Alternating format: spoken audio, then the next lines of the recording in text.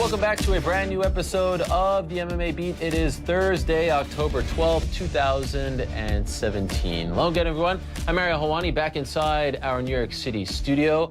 Also here, it's the A-Team. Great to have these three fine gentlemen here with us today on this rainy afternoon in New York. A cold, fall-like day, right? A great day to talk some MMA, I think. Perfect. About yes, time. yes. I feel the excitement. That is Luke Thomas of MMAfighting.com and SiriusXM. That is Mr. Chuck Mindenhall, a.k.a. the man in the hat of The Ringer and MMAfighting.com. And, of course, that is the man in the shirt, Jeff Wagenheim of the Washington Post.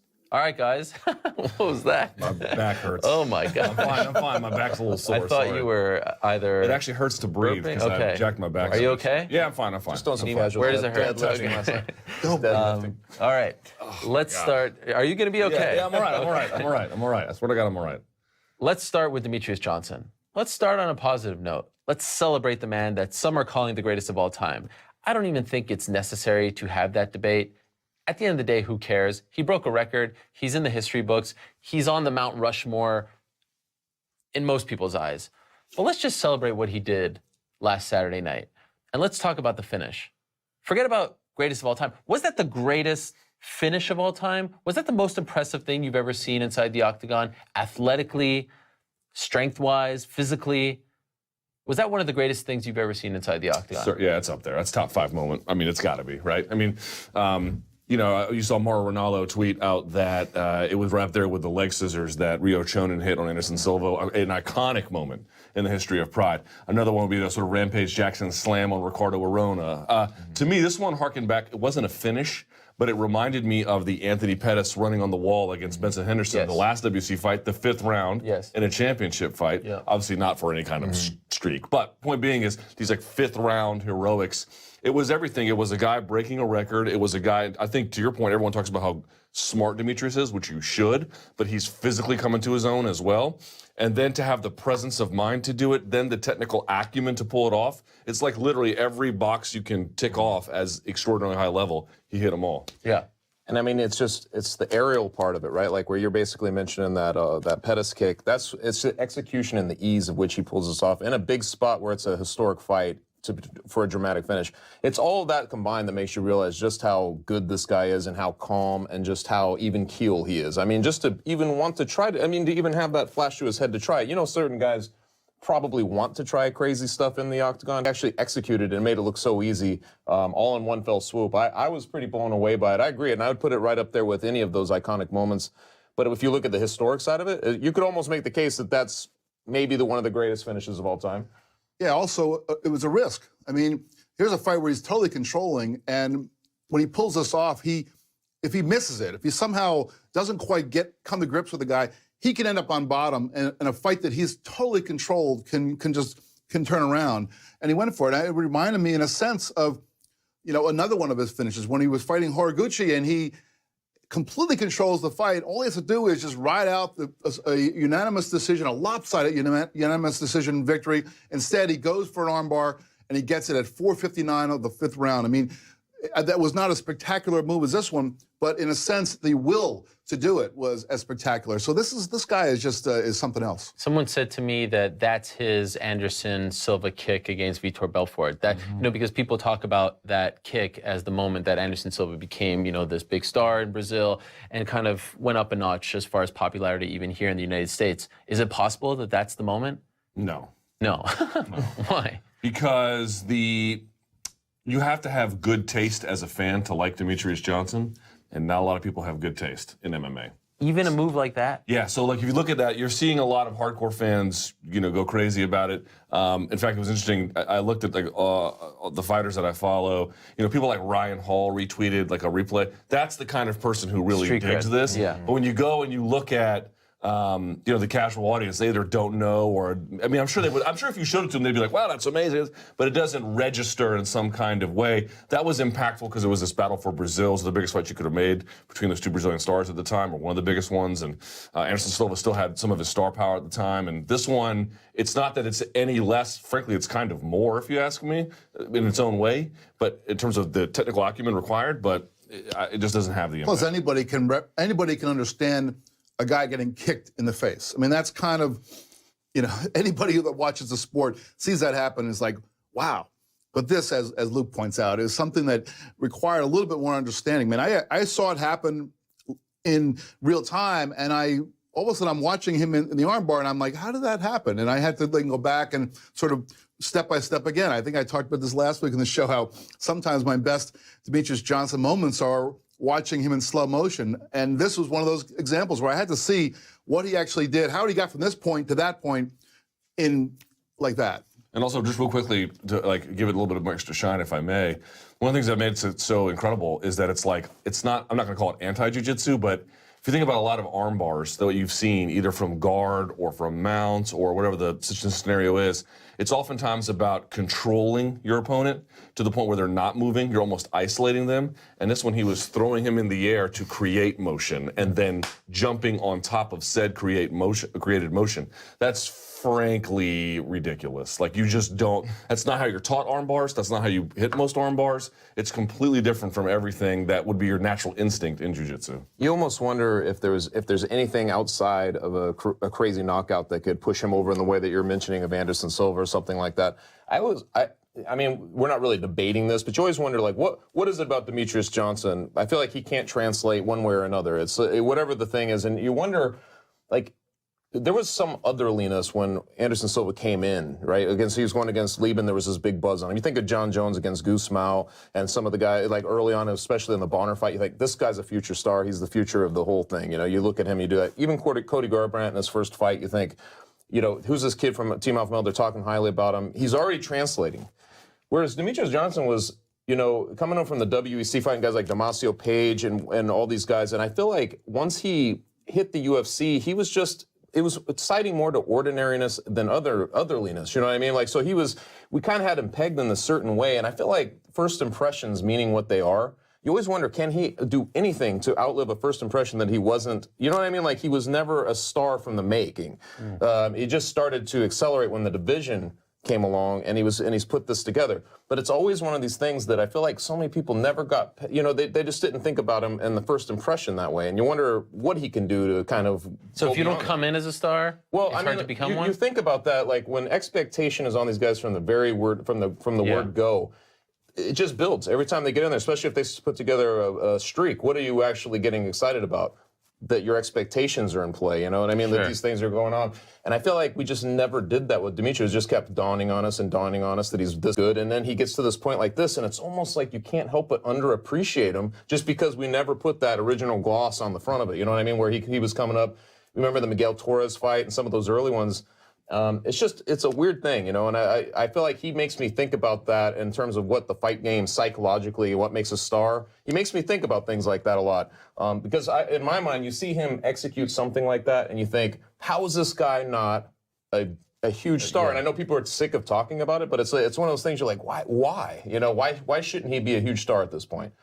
You think about how he came to ascend to the top. I mean, he had that weird draw, or they had to sort of redo his fight with Ian McCall, and so he finally gets past him, and then he fights Benavidez, and if I'm not mistaken, that was a split decision victory, and so it was a pretty tight fight, and I think everybody going in was thinking this was Joseph Benavidez's division. Demetrius comes in and wins it, but then he comes back when they get the rematch, he knocks him out in 2 minutes with a beautiful, beautiful combination. So right there, that should have been the tell. Horiguchi, submission. How many people have the willpower to go for a submission in the waning seconds of a fight? That should have done it. And then this past Saturday night, this amazing armbar that he pulls off. I mean, the guy has done some things that, by all rights, should be elevating him. And if it isn't happening, it's beyond us to even comprehend. I always talk about it like it's a Jenga puzzle, So when Anderson Silva was on his run, and he was, each fight you're like, oh, is this the night it ends? Is this when that tension really fed into the live atmosphere of his fight. That's that sort of like, whoa, this is crazy. And it's like the Jenga. Each time he'd get by, you're taking another piece out and you're waiting for it to fall. I just never get that sense. I don't know if he's just been. It's a tribute to him really, because I think he's been that dominant that you just don't feel there's a threat. Like a lot of the guys who Anderson Silva was fighting, even like Dan Henderson was a little bit with his wrestling, and then of course Chael Sonnen in that whole series, and you always felt like he was more vulnerable. I just don't feel like he's that vulnerable. There's just weird dynamics that go into his fight. So, but him executing these things, it's almost like he makes it look so easy. You know, against guys like that, he was never in danger in this fight. You know, he was just the way he controlled this fight, and then for him to just pull it off, it's almost like you're at ease in that expectation. Absolutely. You know what I'm saying? I love the idea of fighters on Monday morning, and I know at least one did it, Bilal Muhammad, because he tweeted it, of going to the gym and trying to emulate that move. Because I don't think many of them can pull it off. Certainly not the bigger guys. I mean, it's a very hard thing to do. Yeah. Someone tweeted me yesterday, our own Dave Meltzer reported that 216 right now is in the like 100 to 125 thousand pay-per-view range. So it's obviously not a very good number, but I don't think anyone really expected it to be a good number. And certainly the gate was very low and the attendance was low, but I think part of that was the card and also what happened in Las Vegas. But someone said, oh, look, 100 or so thousand for 216. How's your GOAT looking now? Speaking of DJ. And I just don't think it's fair at this point. Like, he's never, to your point, he's never had that foil. And historically, you have that foil, it elevates you. And because he makes it look so easy, because his fights are so dominant, I feel like people think that they could just skip it because he's gonna win. There was no intrigue in this fight other than, will he break the record? No one really, like, I didn't see anyone on the record. I saw Carlos Condit pick Ray Borg, but that's solely because that's his teammate at Jackson Wink. Heel too. I didn't see anyone. And that's, to me, like, we could debate all day long about who's the greatest, and we'll never have the answer. You could say John Jones, you could say GSP, you know, Fedor, Cormier, whatever you want. But I'm just so, all those guys had at least one foil, right? They had at least one guy to test them, to push them, to make a, and he's never had that, and I fear like he won't. So then he has to go chase one if that's what you really want for him. But 135, he has to go chase him. That's just the answer to it. Like, if you're just going to wait for some guy to show up at 125, that's going to fulfill all these needs that we want to have. Maybe they'll be there. Maybe Cejudo can. But does it have the same effect when you're chasing? Because let's talk about John Jones. Cormier chased him. Let's talk about Connor. Nate Diaz chased him, right? I mean, like, all these times, yeah, but like the chasing is done by the guy, and that elevates Chael Sonnen and Anderson Silva, right? But if it's competitive, which you have some reason to believe that it would be, you know, Chuck and Randy shared a victory and a loss, each in their first two encounters. What? Are you making dumb jokes over there? Under your breath on air? Just mumbling next to me. Like, this is like, you got to treat it like we're at a movie. You know?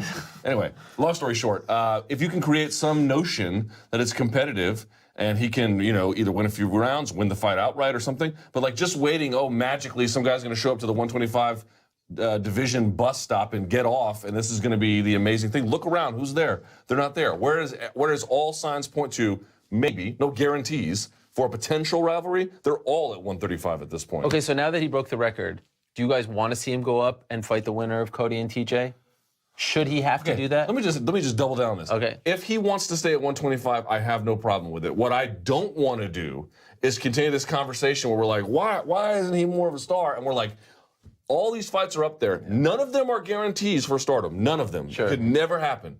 But I think your best chance is up there. So I'm not saying he's complaining about it. I'm not saying any of that. But if he wants to stay at 125, then accept your fate, is what I'm going to tell, at least for the time being. And I will say that, obviously, when you contemplate, you know, Demetrius Johnson fighting a guy like Cody Garbrandt or something like that, it's a completely different, you know, kettle of fish than when you're thinking about Ray Borg or some natural contender who you're squinting to understand why he's fighting this guy. You know what I mean? So I feel like that's also, I think that has to be the case when you're watching guys like him. There's got to be that guy that gives you enough doubt that thinks that Demetrius can lose. And I think he would find that, obviously, against those top guys in the bantamweight division. I think when he was on your show on Monday, I think he had the right approach, which is, hey, I'm the champion in 125, and I'm going to, you know, Cejudo looked good in his last fight, and Pettis, he's still talking about these guys, and he's like, if you want me to step up, pay me. And I think that's the right approach. He does not need to go up there for any other reason other than to get paid more money. That's really what he needs to do. And if he goes up there, he's got to be fighting the champion. I mean, there's no other fight at 130. I mean, obviously there are other guys who are at 135.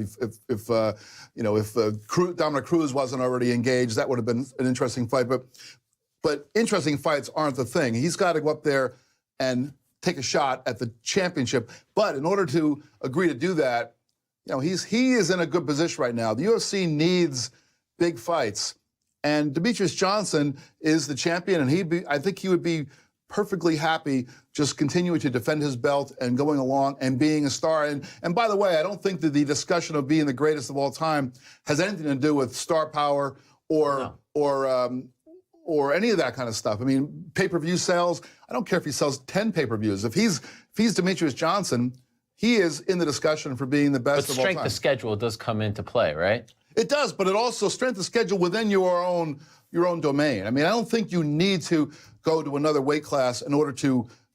You certainly can elevate your case, but I don't think that is a necessary thing. You could he could be a flyweight for the rest of his life, and if he's the greatest ever, he's the greatest ever. I'd love to see someone do a study on why flyweights seem to be so nice. They're all just so nice. That's There's no heel flyweight.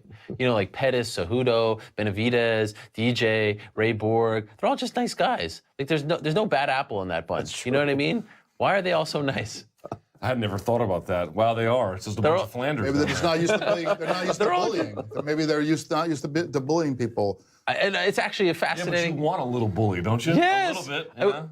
They are starving for some guy who doesn't even maybe deserve it just to go in and talk a whole bunch of smack and dress up, you know, like do essentially what Kevin Lee did and nudge his way in there. There's never been that guy. Like we wanted John Dodson to be that guy, and God bless him, I love the guy, but he was like the corniest version of that, right? I mean, he was just like a little superhero. He wasn't that guy. He's a nice guy. Yeah. We wanted him to be DJ's foil, but it didn't happen. He's a little more Comic-Con than he is, street bully.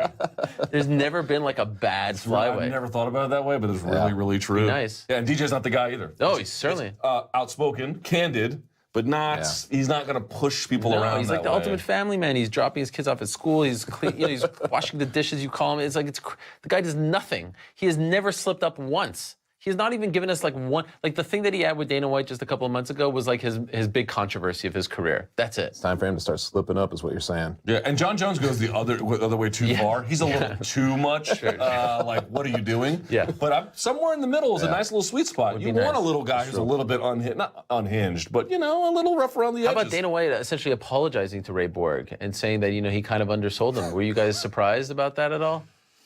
Only in the little sense, too late only in the after sense the that he fact. never really apologizes to anybody. Yeah. So, but that's it. That's it. Yeah, it was like, I guess better late than never. I mean, it's a little late after the fight happens because now the tickets are sold and the pay-per-views are bought. I think he realized, like, okay, so we buried not just Johnson and Borg, but we buried the fight sort of as an item. Then we buried him in Nunes. Then we had to put on a card with them, and it didn't do great. Plus, we lost it. Then we had to do it again at 216, and that it's just like I think after like successive underwhelming responses at the box office, he was like, all right, maybe this is not a good idea. Can I tell you my favorite thing about that finish, and then we'll move on to the next topic?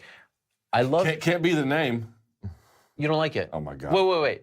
The one that's been suggested by the people, the Mousetrap? Mousetrap's fine. Mousetrap's tremendous. Yes. You don't like his version. What was his version? The Mighty Whiz Bar? Now he is That sounds like something you would get at GNC. he is an he's avid, watching it. Why don't you loyal tell him? watcher of this program. I understand. Tell him why he's wrong. Tell him why he's wrong. Well, that's just the worst name imaginable.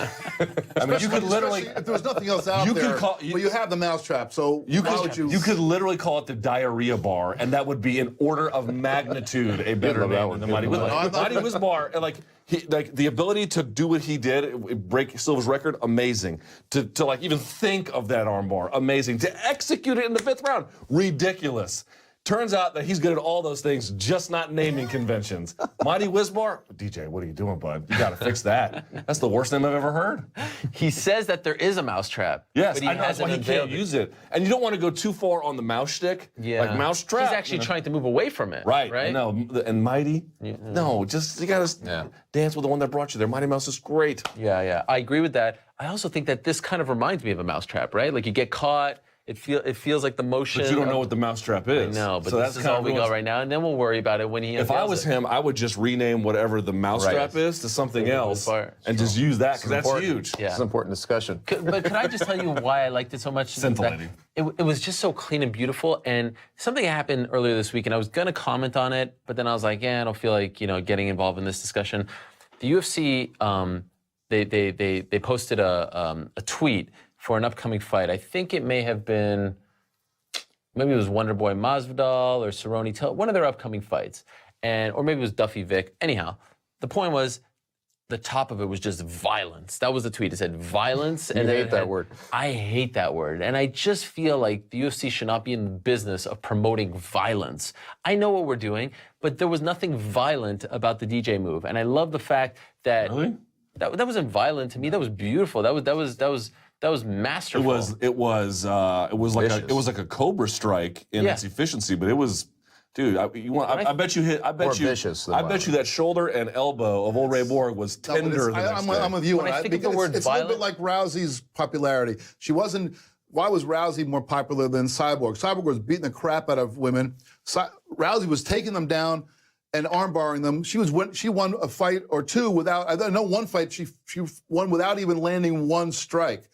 And I think that's speaking to your point, that there's something that's cleaner and maybe a little less repulsive to those who find MMA to be a little too violent. They look at this and they see this guy just like take this guy down. And I know that, yes, you could jack up the guy's arm and all that stuff, but to the naked eyes, you're watching it. You're just seeing him grab the guy, holding him in a certain way, and the guy tapping out. And sure, I mean, I don't think it's one or the other. It is. I'm not both. trying to whitewash what MMA is. I know what it is. But outside of the MMA world, in what realm do you ever hear the word violence used positively? It always has a negative connotation to it. A violent car crash, a violent murder. And yet we promote it and celebrate this word and want to stick it on our sport like it's some cool thing to do, like it's some hipster thing to do. And it disgusts me. I really hate that word. And the UFC should not be in the business of promoting fights using the word violent. Okay, so is your chief objection So this almost was the antithesis of that word in my mind, and the fact that those two things happened. Is your objection that it's from a public relations standpoint, it's not effective language? Because on that I would agree. But at some point, I think we should just reconcile what it is we're watching. And I have no problem saying this. I like violence. Okay, but look, it's one thing for like Jordan Breen to have the all-violent team. It's another thing for the UFC to be like, we're promoting violence to all of you. Yeah, you know what I mean? I think as a strategy, it's fine. I just think we always need to be honest with ourselves. Yes. I have an appetite for violence. I do. For violence, or It has restrictions. It has limits. It has contours. I don't have an appetite for all forms of violence. But yes, I do enjoy violence. I like watching two people fist fight. I get it. I enjoy this very much. So you have an appetite for, like, I want to see this guy's head smashed in. Because that's what violence is, right? If it's done at a high level, yeah, sure. You want to see excessive blows to the head. You want to see, I don't want to see excessive off. blows That's to the head. violence, though. That's not just like beating up an So opponent. was the first jab. So was the second jab. So was all this. I think that's where we differ. Because I don't think that's violent. Dog. We I can take you down to Tiger Schulman's. They can give you a lesson real quick. No. My point is violence. There's a thing called damage. Until you have been physical, and like I've never fought in the UFC, but I've got enough time in the gym to know what it feels like to get fucked up. Okay. Yeah. Once you go through the ringer, you don't look at this the same way. You look at this sort of disassociated. My point is violence has a negative connotation attached to it. Damage. Sure, as public punching, language, beatdowns, fine, great. But that word should not be used and maybe it's not positively. And even then, it's not the most defining element of that submission. I'm not really disagreeing with you. All I'm saying is, internally, we need to be honest with ourselves. We're not watching this because if we want to watch Grace, we could watch a lot of other things. Grace in that realm, though, Grace on that platform is pretty damn cool. It's not one or the other. You can enjoy many things. Just because you like violence doesn't mean you don't like grace, beauty, subtlety even. But yeah, do I enjoy violence? I certainly do. It's really just a difference in how you guys are perceiving it, to be honest. Because I don't use the word violence when I'm writing a piece, only in the sense of what you're talking about. It just doesn't seem, I know exactly what you're saying too, but it just doesn't seem applicable only in the sense that like you said, when you're talking about violence, it usually means something else. You know what I mean? It means something more catastrophic or something more merciless, something like that, more sinister. So I don't really typically use that word myself, but I do see it. And I'm okay with people want to, like writers or fans want to use it, that's fine. But I agree with you 100%. It feels weird when the UFC actually uses that word. It's just, you've sanitized the production of your sport, and you've tried to present it a certain way. That seems backward step toward the original idea of what they're doing. It doesn't seem like it's where the UFC should be right now. Yeah, there's a difference between, you or I, or any of us, writing something and describing what just happened in, Robbie Lawler and Rory McDonald. It's hard to not use the word violence in a story about that. However, if you are promoting something, I think that's where your objection is. I think it's a different thing. I don't think promoting this is going to be violent is necessarily a selling point to a larger audience. Maybe it is to some segment, But to a larger audience, I'd say no. You don't promote it that way. And I agree with that. Yeah, and I'm fully aware, like 99% of the people are going to be like, oh, Ariel, well, you know, this is MMA, and stop trying to pretend like we don't know what it is. Don't listen to the interns. No, but that's a great point. Like, in retrospect, yeah, that was a violent finish. I mean, seeing Roy like that and him falling over, but I just feel weird about promoting it. And what I just loved about the DJ finish was, you know, he did, and I know it hurt, and that's why he tapped, obviously. But it was just kind of clean, and we were done with it, and it felt like almost watching figure skating because he was just so graceful in doing it. Yeah, I think the better objection is that, to me, like if I'm looking at this, violence is maybe something that is there. It's really not how you. That's not a defining characteristic. There's a lot of other things they could have chosen. Let's play a game of First thing I thought it was Dick Button when I saw that finish. I was Dick Button. This is dad joke city. He did yesterday. Last week I'm hosting. I know who she is. Last week I'm hosting him and Danny, and he is just dad singing over there. It's amazing. Dick Button. I mean, I'm assuming that's a figure skater. He was, from the and a 60s commentator. or Well, he's a 50s? commentator yes, recently, you know, okay. or otherwise known as Dick Button. The audience, I'll see you guys as later. the, I'm out. As the dad jokes come rolling in. Play a game of fact or fiction now. Fact or fiction. Tony Ferguson's next opponent will be Conor McGregor. Let's start with Dad over here. What do you think? Now, Tony Ferguson is a fighter in the UFC. Yes, I know. Yes, I heard of him. I think yes. I'm going to say fact. You were confused there for a second. Well, I wasn't sure whether I should say yes or fact. Yes, fact I or wasn't fiction. quite sure whether So to say yes you believe ultimately they'll get that fight done? I do. You do? Yes. So when Dana White comes up and says that's the fight to make, why do we believe him this time? But yet when he says that Bisping's not fighting GSP and countless other, why are we choosing to believe I think that because that this time is the time? You know, this is an interesting point. My knee-jerk reaction when I hear Dana White proclaim something is that the opposite is going to happen. Yeah. But in this case, I think part of this is he's recognizing that Conor McGregor has developed so much power in regulating his own actions. I think Dana wants to kind of reel him in a little bit. And I think that one of the ways to do that is to get the public to be, no, we don't want that Diaz fight. We want this fight. And I think that if he can get the public on his side, I think it kind of brings McGregor more onto that, into that. And I think that will be the fight that will happen. I don't know when, but I think that's going to be the one. Fiction. I mean, I honestly would be happily shocked if he fights Ferguson, because at this point I feel like it's Diaz and they're just kind of waiting for the tide to, play out a little bit, and then they'll get involved in that whole thing. I just think it's Nate Diaz. There's a part of me that legitimately believes that it could happen between Tony and Conor. Mm-hmm. It could happen. I'm not in any way ruling it out, but forced to make a prediction such as I can. I'm gonna say which one was? I'm gonna go fiction. Yeah, it's gonna be Conor versus right? Nate. Isn't it fascinating? I know, and I hate it. It's just the weirdest. I hate it, but it's the weirdest scenario. It's just what are you gonna do? And why do you think that is? Just because they think they can make more money off the fight? Yeah. I mean, look, I looked up something on the way here. So according to Dave Meltzer, and again, these are estimates, and he would put himself caveats. I don't want to speak for him. But UFC 215, UFC 216, not really anyone expected a whole lot from those. No. But let me just give you some alarming numbers, literally alarming. He estimates them to do roughly 100K pay-per-view buys for UFC 215, 120, let's say 125 potentially. Okay. Do you know the last time the UFC had back-to-back numbers like that? I looked it up, actually. UFC 47 and 48. Wow. UFC 47 was Chuck versus Tito, it's on. And UFC 48 was Chemo versus Ken Shamrock. Ooh. Now, you have to understand, that was in an era where the UFC was finally getting 100,000 pay-per-view buys. 100 was good for them. They were on the rise. That was huge. Yeah. We have returned to that level. That is scary. So to me, it's like, I get it. I really, and I said yesterday, I still think Tony's the right one because I think you need to transfer some of Conor's star power to Tony. I really fundamentally believe that. But if you're a UFC executive, you're looking at those numbers, you're saying to yourself, oh, and you don't want to lose it. That's the problem, is like you feel like any kind of like, well, we're just going to mess around, we'll get to that. You don't do that anymore in MMA, because we've seen so many of those potential matchups that just never materialize. We talk about them. They're usually in the super fight realm, or they're in the hypothetical realm of like Ronda Rousey and Cyborg, right? When they were both on top. You wanted to see that fight. This isn't exact, but it's still the pay-per-view. It's the biggest pay-per-view draw, right? And they have a trilogy fight tonight. You don't want to lose the sheen of that event, even given the circumstances of what's going on with Ferguson and all that. I just wish they hadn't made an end. It would have been a lot cleaner if there was no interim title, really. You know what I mean? It just makes it seem like charades, because you have this guy. If they make the Diaz fight, you're like, well, what are we doing here? Is it going to be in my mind, I can't understand how they would make that a title fight. But I remember we were talking about this last time. You're like, well, why couldn't they? And I'm like, well, you're right. They could make it a title fight. But then you have you have the interim title fight, and you have it's just what is he going to defend the interim title fight in that time? I mean, it just gets very, very What untidy. about this scenario? Conor only comes back in 2018, so they have Ferguson fight Khabib in December, and say, okay, Conor's not back yet. Let him defend the interim belt.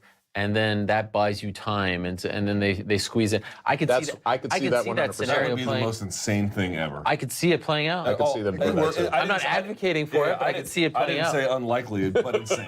Yeah. One thing I'll This whole say, thing. the one thing is, my opinion about this was swayed a little bit by hearing Dana White advocate for or say that the Ferguson fight was the fight to make. I mean, I guess I was a little swayed by that, but I will say that in supporting the case you guys are making, the one thing that Dana White could be doing is just, sort of turning the screws on Nate, who wants tons of money, and, well, no, we're going to go this way. So maybe he sees but I don't know whether Nate is the kind of guy who's gonna be swayed by that. And look, the Nate fight versus Conor is always going to be there. There is no reason that it has to be now. There's no reason. It's not a title fight. It cannot be a title fight. Absolutely, if it's a title fight, it is the biggest joke of a title fight that we've maybe ever had. It is not a title fight. Down the line, maybe. But down the line, it's a fight that can happen.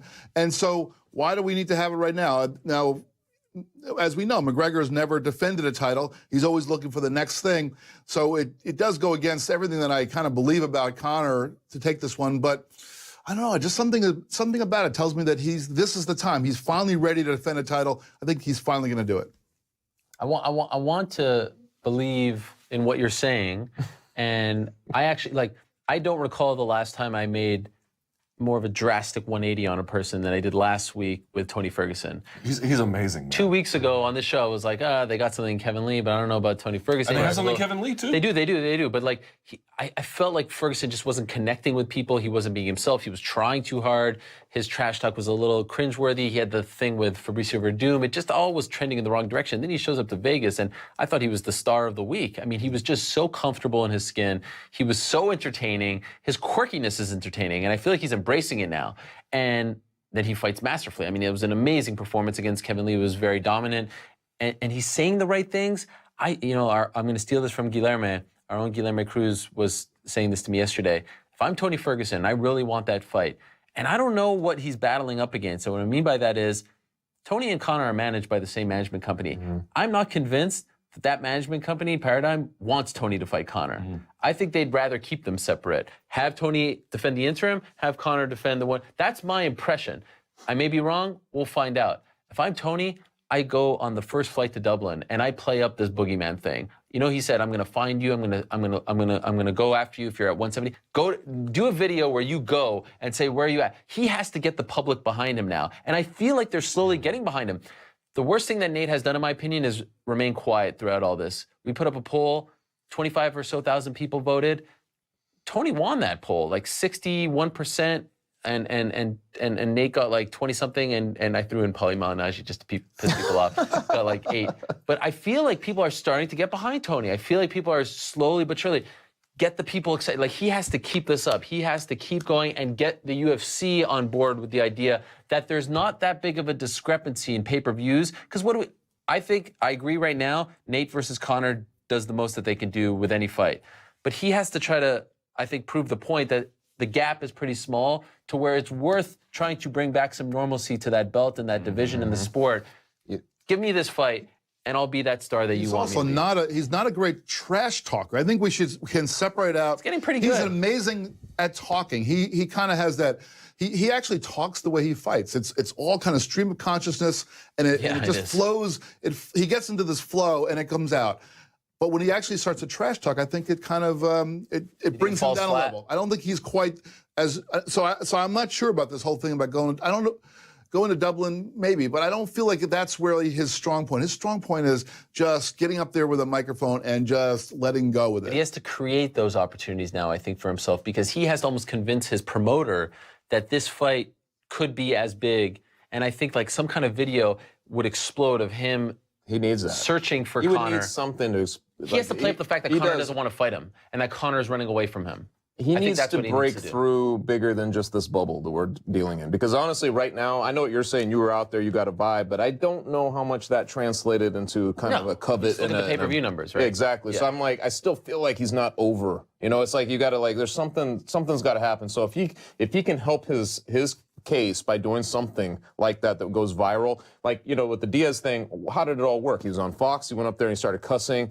This was something very memorable, and everybody's talking about it. It'd be almost like a viral sense. It plants a seed, right? Like, you're like, well, now I kind of didn't know I wanted to see this fight. Now I want to see it. That's how it all started. Look at Kevin Lee and Ferguson on Fox. Yeah. You know, no one was talking about that fight before. They had a moment. Exactly. And he's very capable of all that stuff. I think he's one of the most dynamic, you know, one of the more fun fighters to watch, too. I just don't think it's gotten over. I don't feel like people are clamoring to see him yet or any of that stuff.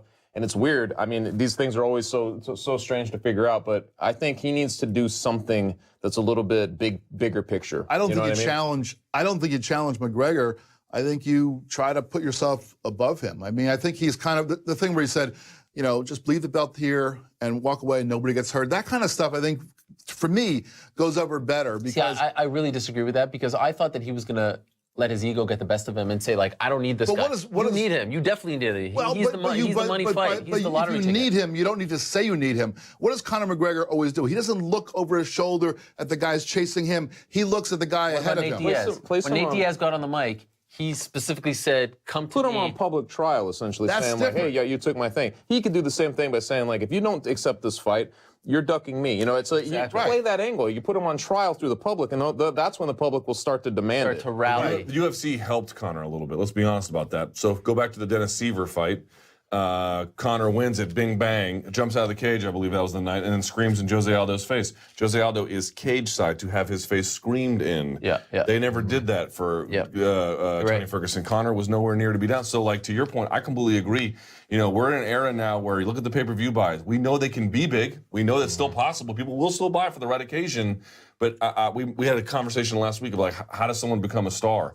Man, you got to go out there and you got to do something that's going to make people who don't give a damn give a damn. And you need to make noise doing it. And no one's going to hold your hand. And that's not fair and that's not easy, but that's the world we live in. Can you imagine Ferguson with his sunglasses holding Showing a up UFC unannounced to at SBG? SBG? That Dude, would it'd be a riot. explode. That It'd would be a riot. explode. That would explode. That gets people talking. If you're going to sit back and wait for the UFC to give you the ticket, you're not going anywhere. I mean, there's countless guys who are just kind of sitting there, and Ferguson was one of them. Look how long it took for him to even get a fake title shot. It wasn't even a real title shot. You had to go on literally the most insane run in the toughest division In the toughest ever. division ever. I get goosebumps just thinking about this video. If he can produce it the right way, I just don't know what he's up against. And I want to know, like, I think we all agree that Nate versus Conor is the most mainstream fight that they can do. Conor by himself against a broomstick does $1 million, in my opinion. Like, he's not going lower than that right now, given how popular he is. But is there that big of a gap between Nate and Tony at this point? So that's There is? There is, but at the same time, that's the thing that I agree with you. I think if they put the fight together, if Ferguson's the guy, that's going to be the natural moment when people pay attention. Obviously, the scrutiny gets a lot bigger. People are paying attention to him. I think that's when he has his chance to actually become the star, obviously. But since Diaz had been for years toiling in a very similar way, right? Like he was a good name, but he was, you know, Nick's brother, and, you know, he had little squabbles with Dana White, and, you know what I mean? Like, this went on, he wasn't making a ton of money.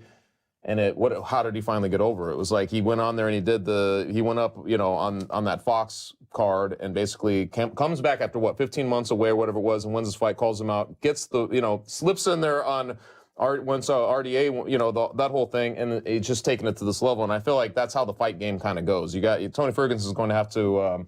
He's going to have to do something in that realm. You know what I mean? Swallow your pride a bit, I think, when you're doing the chasing. Like, even with James Toney, like, you have to almost say, you know, like, I'm not bigger than this. I'm going to go out and get it. And I think people get behind that sort of, that search, you know what I mean? They say, like, yeah, this guy's awesome. He's going to this. You know? If you're hungry for something like that, it sells. You know what I mean? Like, I mean, that was part of the appeal, I think, in the Conor Aldo feud. As you mentioned, that was an amazing visual. But Conor was chasing Aldo. Yeah. You know, he was coming for him. He was going to Brazil and ripping up the picture and everything. He's like, I'm coming to you. I'm going to come steal. That's Conor at his best, though. That is why Tony needs to that's do. why Tony needs to get himself. He needs to impose himself ahead of McGregor in the public. He needs to convince the what does that mean? By saying, this guy doesn't want to fight me.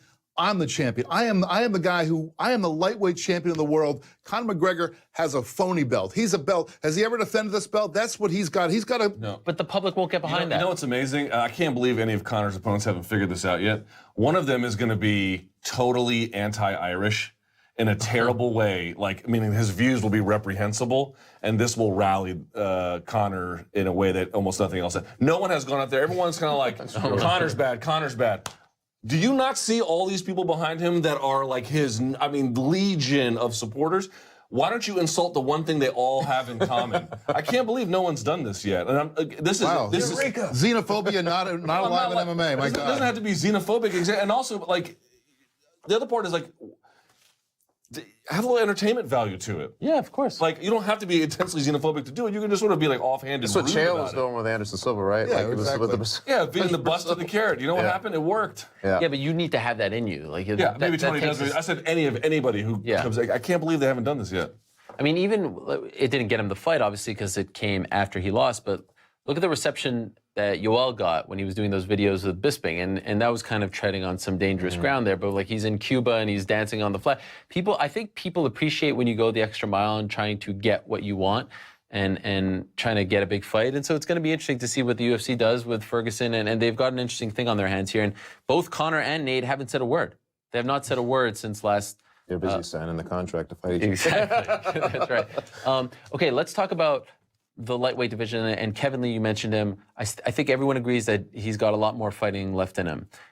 What division that's in remains to be seen. He's advocating for the 165. And so last week, the debate that has been a constant in this sport, weight cutting, weight classes, things like that, came up again, not only because of Kevin Lee, but Nick Lentz, your guy, failed to make weight, failed to show up to the scale. And then there was a very ugly situation. I would argue maybe one of the ugliest situations in the history of the sport. I mean, we've seen some horrific things.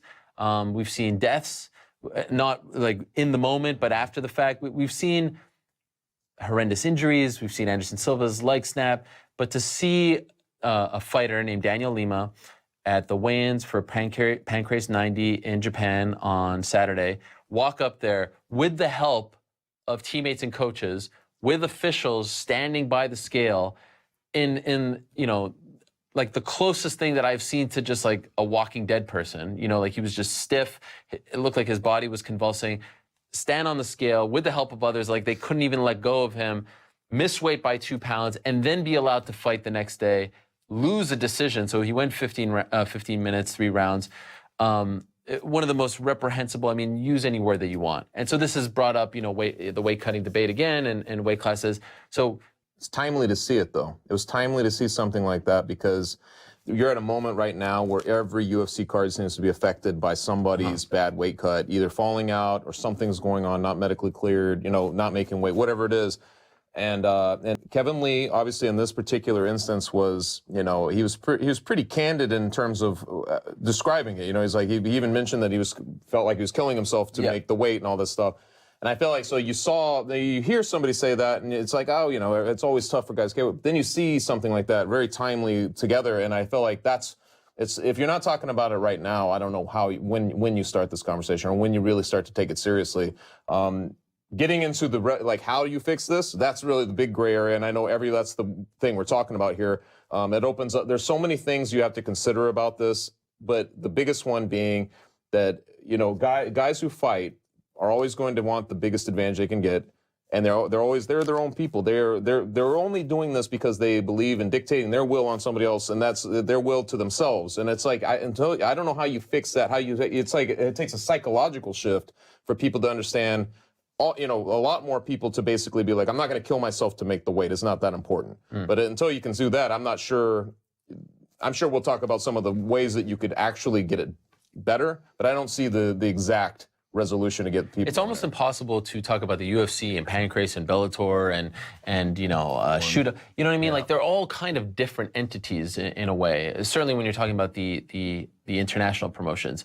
And so for these purposes, I just want to focus on the UFC for a second because, they're the major leagues. And I feel like if something tragic happened in the UFC, that would get the most amount of attention because things have happened in one and there's like a trickle-down effect here in the United States. Are they doing enough? And if something did happen, let's say something happened to Kevin Lee, God forbid, Nick Lentz, etc. Does the blame fall on them? Does it fall on Nevada? Who should be striving to fix this situation? So this is a very simple answer, to be quite honest, because number one, weight cutting affects every level of the sport, from amateurs all the way on up to the highest level of the UFC. So even if the UFC got their house in order, the question is, have you changed the value system from whence those fighters came? And the answer is probably not, even if they had the grip on it. So can you fix weight cutting? I don't think you can, at least not anytime soon.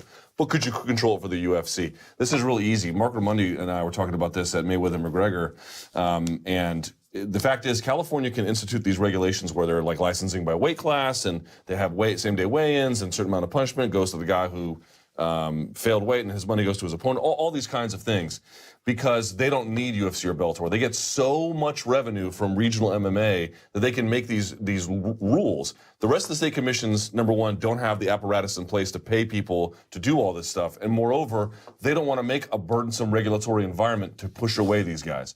So long story short, the major question here to me is, what is the role of the UFC as a healthcare provider? They already have this wellness program. They have this performance institute. They even have done the legwork of providing accident insurance.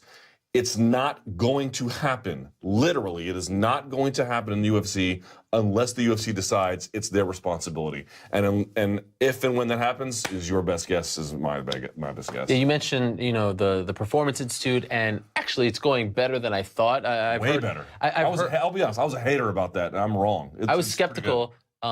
I've heard it costs them a lot. Yeah. And there have been some people, in this sort of cost-cutting world that they're living in, who've suggested, like, maybe this is a little too much. Because remember, this was an idea that Lorenzo Fertitta and company had, not the new ownership group. But a lot of fighters are taking advantage. If I'm a fighter, I'm begging to fight on a Vegas card so that I can cut weight there. Like if you're fighting in Winnipeg, you can't use it. So that's going well. I kind of feel like, look, if we have this thing in place, maybe there's a rule, you sign your bout agreement, you got to tell us how much you weigh, and then there's a plan put in place, and now we're gonna assign you, a specialist who's gonna work with you. But again, that's on them. Like, unless the UFC gets on board with this, I just don't think that the commission in Manitoba or the commission in Minnesota, the commission in Florida is going to do it. They just don't have the resources. They literally can't. Yeah. The commissions in some of these states are 5 people. They just don't. There's no one there to do the work. California is an anomaly when it comes to these things. Like they were doing early check-in weigh-ins, a month out, 30 days, 15 days, etc., with the top 6 fighters at 214. That was just the top 6, and they had to Skype with them and do all this stuff. They're not going to be able to do that for 24 fighters on a card, when they're fighting, in Dansk, Poland, or something like that. You know what I mean? It's just not going to happen. But the one thing that I brought up that's been met with some resistance is, okay, let's just institute more weight classes. And when I say more weight classes, I'm only adding 2. And the reason that I want to add these 2, I'm adding 165 and 195. And so 170 goes up to 175. You could almost give Aaron Woodley the choice. You want to go up to 175, you want to go down to 165. Now, why do we have these interim titles? The reason why we have these interim titles is because the UFC needs title fights to headline pay-per-views. Unless it's Conor fighting, they're not going to headline a pay-per-view with a non-title fight. That's why they're creating them. We have currently 2 interim champions in the UFC. We have an interim middleweight champion. We have an interim lightweight champion. We just had an interim featherweight champion as well. So this gives you more title fights. This gives you the possibility for more super fights between champions. And also, 170, 155 are their most populated divisions. This gives guys, look at the last 2 interim title fights that they did at 155.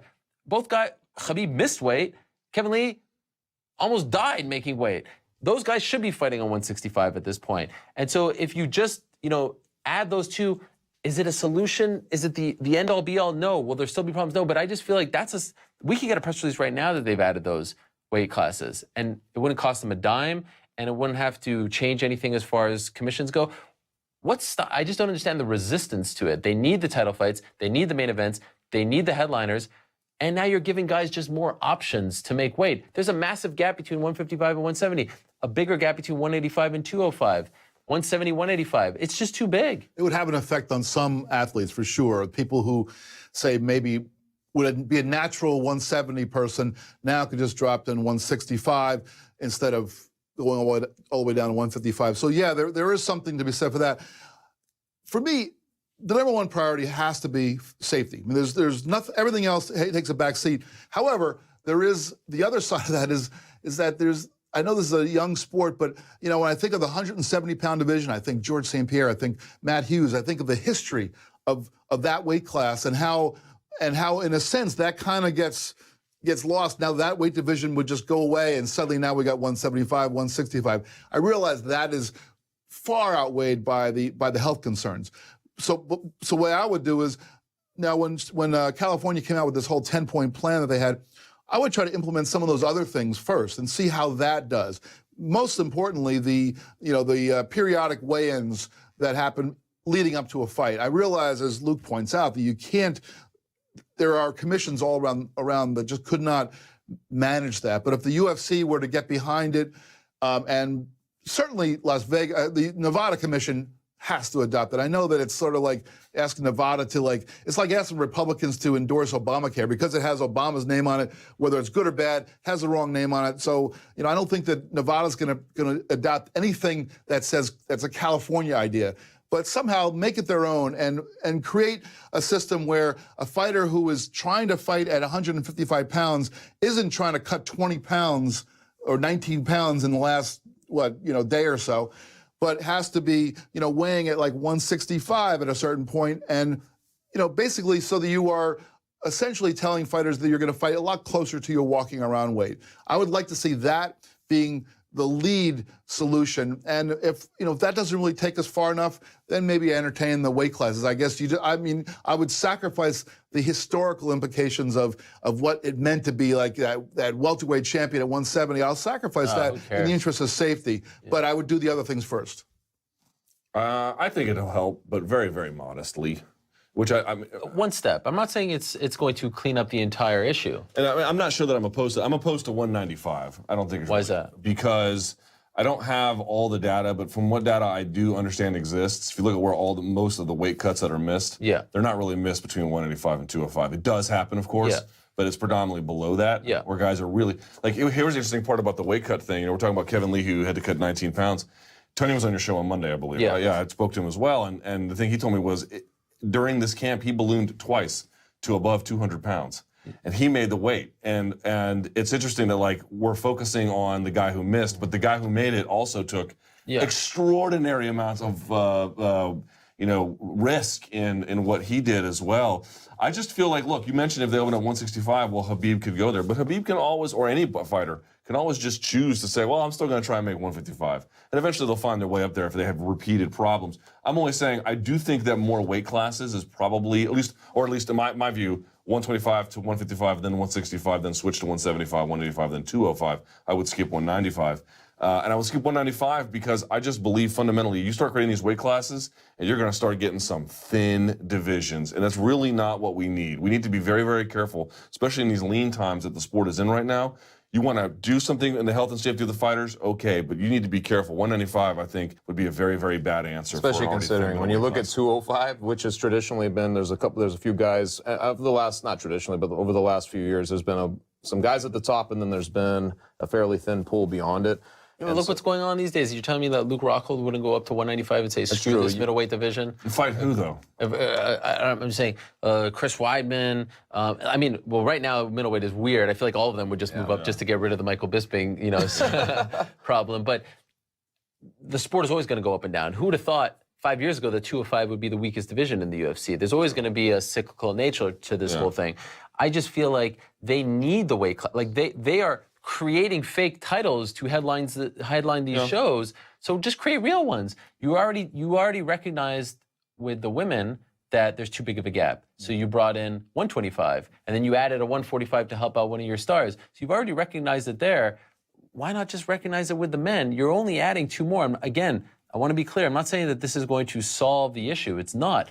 But I like when the UFC says to a Kelvin Gastelum, hey, you're just missing weight by too much. You got to go up. You got to just go up, be healthy. And I want to see more of that. I want to see them say it to Khabib. But the problem is he's fighting at 170 now, and it's too big of a discrepancy, I think, between that's the thing, man. I think a guy like Gastelum, you say, okay, well, sorry, you're missing weight at 170, so we need to have you go up. Now he's got to go up and fight at 185 pounds. That's a huge it's a 50% more of a gap than if there was, if you only had to go up 10 pounds. So that's a big difference. And I think that as you point out, it does help to have more weight classes that are closer together. That way people, you might see more super fights between the champions. You might see more guys going from one division to another. It definitely makes sense to do that. I just think that there's so much more that needs to happen. A lot of fans are saying, like, oh, it's going to become like boxing. Again, It can be if you let it. Yeah, but it's only 2. And boxing is 7 pounds in between. There's way more. Super middleweight, all this stuff. I know, but what direction are we headed in? Okay, but I'm advocating too. There's already 2 interim champions right now who are more active than the actual champions. Yeah, my thing was always division. so we always talk about like how do you get more fans, how you build more stars. Part of it though is like how accessible is your sport to jump into, and like when you look at when they keep making it more complicated to follow, you're going to have more people who just don't follow. They'll only pay attention to a star like Conor McGregor. They will not even try to understand what else is going on in there. And so when more weight classes, like even when they were adding, they kind of brought in the WEC. I remember having at least for a little while, I was like, gosh, I don't know. We're starting to get more and more weight classes, and then we got the women's over. And you think, are people going to keep finding the sport accessible enough? And so far it's been okay, but I feel like with the interims, that's where it gets strange, because with the interims you're already making it complicated. Yeah. So it's just how do you want to address that one way or the other? If there's one thing we learned about Conor and Nate is that people gravitate towards stars. They're not necessarily gravitating towards belts, but you can put a prop on them to help prop them up, right? So I just feel like I don't buy the watered down. Like if there's a star, and they're gonna follow them regardless of if they're a champion. So we'll see. I mean, the main thing I want to see is that there's care and there's concern. And when you see what happened in Pancrase, yes, I know it didn't happen in the UFC, and I highly doubt that the UFC would allow that fighter to compete. In fact, in Japan a month ago, they stopped the fight from happening. It wasn't as bad, but it was kind of a little bit jarring to watch. What are we doing to change this? It can't just be California all the time, right? Because, and we could talk about national commission, right? I mean, that's something that I think has been at least worth discussing, a national commission, so that there's one body overseeing everyone. I mean, they can't even get behind the unified rules. It's like it's a crazy thing that we're dealing with. We're running out of time, and I want to talk about Mark Hunt quickly here, and we probably should devote way more time to this, but we can talk about it next week as well. So Mark Hunt has this article that he puts out last month with the Players' Voice, which is sort of the Australian version of the Players' Tribune, and there's a long article. It's written in his voice, but there's a small excerpt where he says, "Look, I'm going to fight till I die. I recognize this." And yeah, I may slur my words. My memory isn't great. But he does say, like, my mind is all there. My body is beaten up. But I do recognize that things have happened to my head as a result of fighting. On Tuesday, word gets out that the UFC has pulled him from this fight. And he's fighting Marcin Tybura in Sydney in November. And they've replaced him with Fabricio Verdum. And Mark Hunt goes on a tirade. He blasts Dana White, he blasts the UFC. Now, important to note that he's still involved in that lawsuit stemming from the UFC 200 incident with Brock Lesnar. But this is where things get tricky. Let's first talk about the decision to take him out based on his comments, because that's what the UFC said in their statement to a newspaper in Australia. Do you guys think that the UFC made the right call when you're talking about that kind of damage to your head, while also saying that I'm okay, to pull him from the fight to protect themselves? What do you think? It's a red flag, right? Yeah. You're in an age where CTE is being discussed, where the National Football League is in the news on that level, more so than it's ever been. And this is the kind of thing that's going on. He raises a red flag himself by basically saying, I mean, like I said, he can be a little bit conflicting in his own, what he says one paragraph to the next in that article, because basically he says he's a sound mind, but at the same time he says he can't remember what he did yesterday, but he can remember things he did years ago. Right. That's the type of thing that you hear from people who have some damage. And so if this is the red flag, and he's basically putting it out there, I could see why the UFC would be at least concerned with it. And certainly want to make sure that he's okay. And this is one of those situations where you're not sure. I'm not sure what we're dealing. I'm not sure to what extent he's given you the full version. You're not sure what was going on in terms of his tests. I know that they said there was no major things found, like he was able to go, but it was kind of language that you're sort of like, yeah, but that's not that convincing the way it was worded, from even his camp. I'm sort of torn, but I kind of side with the UFC, just being, if you raise a red flag like that and they want to then make sure that you're okay because you're saying that, it's hard for me to fault the UFC for being concerned because I mean, who would want to pull him off of that card where he's fighting in Sydney anyway? Let me ask you this, Jeff. If he wasn't involved in the lawsuit, if he was Conor McGregor saying those things, right? Or Tony Ferguson or Nate Diaz, do you think they would have pulled him? Or do you think that this has to do with the lawsuit? That's the I'm not sure about that. I really don't know the answer to that. You know, and I feel like the UFC did the right thing. I'm not sure if they did it for the right reason, but I think they did the right thing. And also, look, I know one of his arguments in the aftermath of this is that he said something about being misquoted or quoted out of context. It was his byline. I mean, whether he was, I'm sure he wasn't the guy who did all the writing, but it was him, at least as told to somebody else who did the writing. So it was these are his words. And this is not, me writing an article that says, well, Mark Hunt can't remember what he had for, what he did. Yes, this is him talking about it. So, and if a fighter says that in his own words, I think it would be unconscionable and also actionable for the UFC to then go in and leave that guy in a fight card. I mean, what happens if he goes into his fight and something horrible happens? People point back, well, he wrote this article right beforehand talking about how he had all these symptoms, and you guys let him fight? I mean, there's precedent for it when Cain Velasquez made those comments. I think the commission got involved in that case, but there's precedent for this kind of thing. And also Cain was just a part of that association. So again, a guy who wasn't on the best of terms with the UFC. Sure, but it was just a weird thing to admit in an interview and expect to get in a fight. In this particular case, I'm with Jeff completely on this one. It's like you were taken out of context. Dude, I don't care if a ghostwriter wrote that. You put your name on it, you need to take some responsibility for that. You just do, sorry. And in that, I'm not saying he says the worst things ever. In fact, if you look at the piece generally, which I tweeted out, it's mostly about fighter treatment and about how he's missed opportunities because he's had to fight guys who were cheating. And that's really, and the stuff about his brains or whatever is fairly minimal in the wider scope of it. But look, if you're expecting total consistent action from the UFC in terms of fighter health, they will fail that test pretty repeatedly. But in this one, they put him on a card after he sued them. They let him go to media day and say terribly negative things to any media who will put a microphone in his face. They booked him on a card in New Zealand. Then they booked him on a card in Sydney. Boy, if they're trying to bury him, they're doing a very bad job of it. So was it the right call to remove him? I think it's justifiable, and I don't really see any evidence of what he's talking about. Here's my one issue with it. The fight is November 19th. If you would have done an interview, like, say, on November 4th, this exact interview with these exact words. It's not an interview. He wrote it. Sure, but let's be honest. I know. A ghostwriter wrote yes. it. Yes. So if he would have said that and it was published, UFC reads this and they're like, yo, you're fighting in 2 weeks. There's no way we can let you fight. You're saying some things that are alarming. What if something bad happens? Okay, but here's the thing. Both Mark Hunt and his manager told me that after this article came out, the UFC approached them and said, you need to now take extra tests to see if that you're okay to fight. Both of them said they passed those tests. And so then I reached out to the UFC and said, okay, well, they're saying they passed the test that you made them take. No response. Why'd you take him out of the card then? I understand the reason why you were alarmed. I understand the reason why you made him take the extra test. I understand the reasons why you are concerned. But if he did in fact pass the test, why isn't he fighting? That's the only question and they're not responding. The wording though is, they didn't find anything major, which I know it's just like you're kind of reading between the lines, but you're like, what does that mean exactly? You wish you had more information, really. You know what I mean? Sure. Like, what was the whole situation? But honestly, man, I'm like, I just can't see Mark Hunt's. I just can't see him expecting. I can't see him being upset when you're the one who went out and said that. I mean, you know what I'm saying? Like, that's his accountability there. Also, like, what test did you take that could measure CTE? Because they don't exist. Yeah. I mean, they're talking about the ones that are maybe in use in Boston in a theoretical context, but they're not widely disseminated for use. Like what test you took. But I'm assuming the UFC was the one who decided what tests he was going to take, right? It wasn't him. And those tests, I mean, again, nothing horrible showed up, but they're not definitive proof. More to the point, if he does have CTE, the test won't detect it, not in any kind of substantive way.